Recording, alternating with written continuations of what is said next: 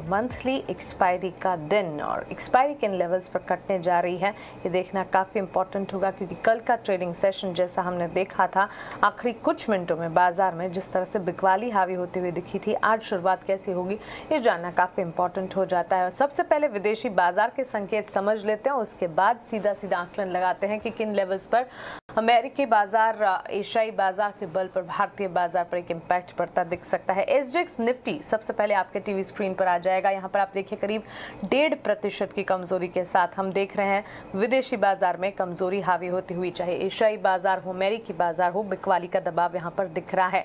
1.5% की कमजोरी SGX Nifty की तरफ से दिख रही है 263 अंकों की बिकवाली के साथ। वहां पर कामकाज आप देखेंगे 16,800 के लेवल्स पर फिलहाल एसजीएक्स निफ्टी ट्रेड करता हुआ। 5 दिनों में अमेरिकी बाजार अगर देखेंगे वहां पर भी लगातार बिकवाली देखने को मिली है। डाउ, नैस्डैक, एसएनपी बिकवाली का दबाव कल भी झेल रहे थे। बीती रात आईटी शेयरों में जो कमजोरी थी उसका सीधा इम्पैक्ट था, जो कि नैस्डैक पर भी पड़ता हुआ दिखा। चलिए कच्चे तेल की चाल और साथ ही विदेशी बाजार में क्या कुछ अहम है जान लेते हैं। प्रियंका से हमारे साथ जुड़ गई हैं। Priyanka, good morning. बताएं, विदेशी बाजार में हम देख रहे हैं बिकवाली हावी होती हुई दिखी है। बिल्कुल, गुड मॉर्निंग मानसी। देखिए 5वें दिन था जिस दिन आपको भारतीय बाजारों की तरह ही यूएस मार्केट्स में भी सेंटिमेंट वे डाउन कर रहा है। और अब इस वक्त ना दो चीज़ें बड़ी है। जियोपॉलिटिकल टेंशन तो है, जो फेड के रेट हाइक से पहले बाजार जो नर्वस है उस पर भी एक यहाँ पर एडिशनल डेवलपमेंट हुई, जिसके चलते हमने देखा कि कल एक बड़ा फॉल आया। लगभग हालांकि मंगलवार को भी आ गया था कि लगभग 12 ऐसे फेड बैंक है जिसमें से 3 से 4 फेड बैंक मानते हैं कि रेट हाइक होना चाहिए। और अब बाजार थोड़े उस जिटरीनेस को भी डिस्काउंट कर रहे हैं कि अब रेट हाइक भी होने वाला है और मार्च से होने वाले हैं। सो इस चलते हमने देखा कि डाउ में लगभग 470 अंकों की गिरावट देखने को मिली। नैस्डैक लगभग 350 अंक कमजोर हुआ। एसएनपी में 2% की गिरावट कल देखने को मिली और किसी तरह का कोई पुल बैक अटेम्प्ट नहीं हुआ, यानी बाजार डेज लो पर ही बंद हुए। तीनों इंडाइसेस की अगर आप बात करें, कुछ माइनर पॉइंट्स के साथ ऊपर खुले जरूर अमेरिकी बाजार, लेकिन उसके बाद थ्रू आउट उन पर बिकवाली का प्रेशर हावी था और हमने देखा कि डेज लो पर बंद हुए।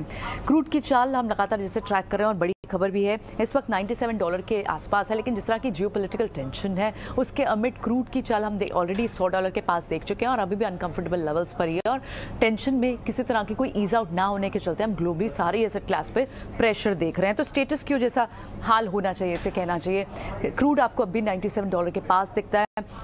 हालांकि आपको डॉलर इंडेक्स कुछ बेसिस पॉइंट करेक्ट हुआ है, 97 के नीचे आया है। और बॉन्ड यील्ड, क्योंकि जब सेफ हेवन की तरफ इन्वेस्टर्स जाते हैं तो बॉन्ड यील्ड के भी यहाँ पर थोड़ी सी वहाँ पर भी नरमी देखने को मिली और हमने देखा कि 1.96 के स्तर के आसपास आपको बॉन्ड यील्ड दिख रही है। और रिस्क ऑफ एनवायरनमेंट आपको इस वक्त क्रिप्टो में भी 37,000 के पास इस वक्त आपको बिटकॉइन का प्राइस दिखाई दे रहा है। तो ग्लोबली सारे एसेट क्लास वीक दिखाई दे रहा है। निकाई से भी कमजोर शुरुआत देखने को मिल रही है।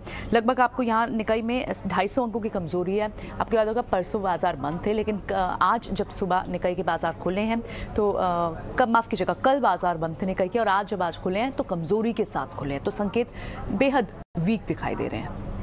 ओके, बिल्कुल प्रियंका, शुक्रिया विदेशी बाजार के संकेत हमें बताने के लिए। तो क्लियरली बेहद कमज़ोर संकेत यहाँ से आते हुए कल हमने जब दोपहर को यूरोपीय बाजार की शुरुआत देखी, वहाँ पर भी मिक्स ट्रेंड था। उसके बाद अमेरिकी बाजार में भी बिकवाली का दबाव हावी रहा। एशियाई बाजार की शुरुआत जो है वो भी कमजोरी के साथ ही फिलहाल होती हुई दिख रही है। निकाई और हांगकांग के बाजार में भी बिकवाली का दबाव ही यहाँ पर नजर आ रहा है, जिसके चलते आप देखिए कमजोरी के साथ फिलहाल ग्लोबल मार्केट सेटअप कह सकते हैं शुरू होता हुआ।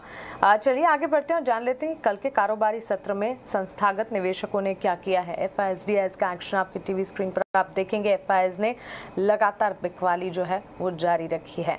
कैश मार्केट में एफआईएस की करीब 3,417 करोड़ की